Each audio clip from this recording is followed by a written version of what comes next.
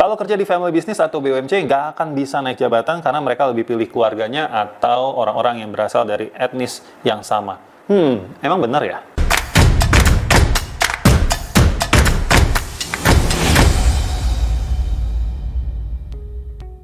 Oke, video kali ini menarik banget nih karena gue baca banyak statement yang kurang lebih mengeluh bahwa karirnya stuck karena dia kerja di family business yang unfortunately itu bukan family-nya dia. Yang kedua, ini isunya agak sensitif, adalah istilah BUMC gitu ya, Badan Usaha Milik Cina. Disclaimer, istri gue juga Cina. Muka gue juga kayak Cina.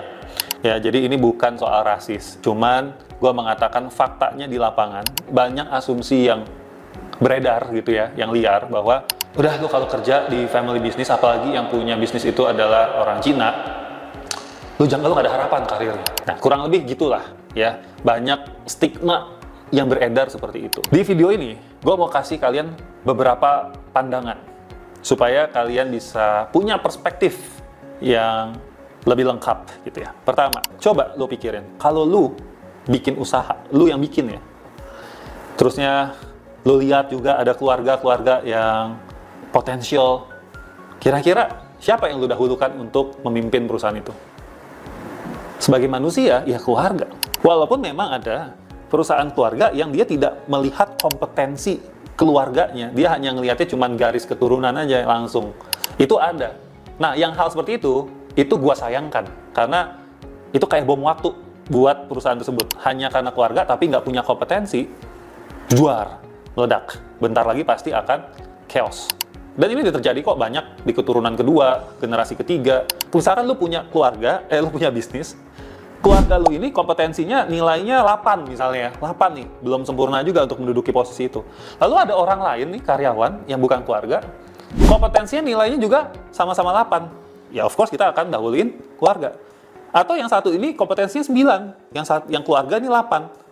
Ini pun juga menurut saya masih make sense, masih masuk akal kalau akhirnya dia tunggu dulu orang ini, keluarganya ini untuk jadi 9, habis dari 9 ya dia naik. Menurut saya itu manusiawi banget ya. Karena kita sebagai manusia kebanyakan ya mendahulukan keluarga. Beda cerita kalau kita punya sejarah pahit sama keluarga kita. Dan fakta menariknya adalah tidak semua perusahaan keluarga yang percaya sama keluarganya. Bahkan banyak perusahaan yang berusaha menghindari untuk berurusan dengan keluarganya. Kalau kamu lagi bekerja di perusahaan milik perusahaan keluarga gitu ya, ya kita harus satu atur ekspektasi gitu, bahwa sekeras-kerasnya saya kerja, sejago-jagonya saya, kalau yang punya perusahaan ini mempunyai circle keluarga yang solid, yang bisa dipercaya, apalagi kompeten, ya, atur ekspektasi. Kemungkinannya sangat kecil untuk kita bisa naik jabatan sampai di posisi yang strategis. Contoh, kebanyakan perusahaan keluarga yang finance yang megang siapa? Keluarga. Karena itu posisi yang strategis, posisi yang kritikal. Jadi kita atur ekspektasi. Ibarat kata gini deh, gua kerja di sini finance 6 tahun, 10 tahun. Gua berharap suatu saat gua akan dipercayakan sepenuhnya seluruh masalah keuangan oleh si owner. Berharap boleh, tapi menurut saya itu ekspektasinya harus dijaga. Apalagi soal keuangan. Beda cerita nih kalau misalnya soal operation atau apa, itu di pengalaman saya lebih banyak bisa dikasih ke orang di luar keluarga. Jangan kita stigma ini muncul hanya karena kita iri, tapi nggak rasional gitu loh. Ya menurut saya ini semua masih rasional. Yang saya tentang dan menurut saya yang tidak rasional adalah memberikan jabatan hanya karena dia keluarga. Padahal kompetensinya masih jauh di bawah dari yang diperlukan. Kedua, bagaimana dengan stigma bahwa kalau ownernya ini orang Padang misalnya, ya dia lebih sukanya ngumpulin orang, manajer-manajernya, petinggi-petingginya orang Padang juga, orang Batak, cari orang Batak juga, orang Cina, juga orang Cina. Jadi bukan masalah Cina atau bukan, tapi masalahnya adalah soal kenyamanan ya orang tersebut untuk bekerja bersama dengan teman-teman yang satu etnis atau satu suku. Kenapa sih itu bisa terjadi? Simple, karena mereka punya belief bahwa kalau bekerja dengan yang seetnis biasanya akan lebih baik misalnya. Belief ini datangnya dari mana? Belief ini datang dari pengalaman yang berulang kali. Bisa saja. Contoh, saya orang Batak, jadi saya ngomongin orang Batak aja. Contoh, saya sebagai business owner orang Batak gitu ya. Misalnya saya punya pengalaman sebelumnya dengan etnis yang lain, dengan suku yang lain, kalau kerja itu lama, lelet, nggak mau kerja keras, nggak kayak orang Batak. Sementara saya melihat orang-orang yang kerja sama saya yang dari kampung, orang Batak gitu ya, itu kerja, wah tekun, kerja keras, berani, misalnya begitu. Sehingga itu menjadi pola dan akhirnya mengeneralisir semuanya. Ini tentu nggak baik juga, nggak baik juga.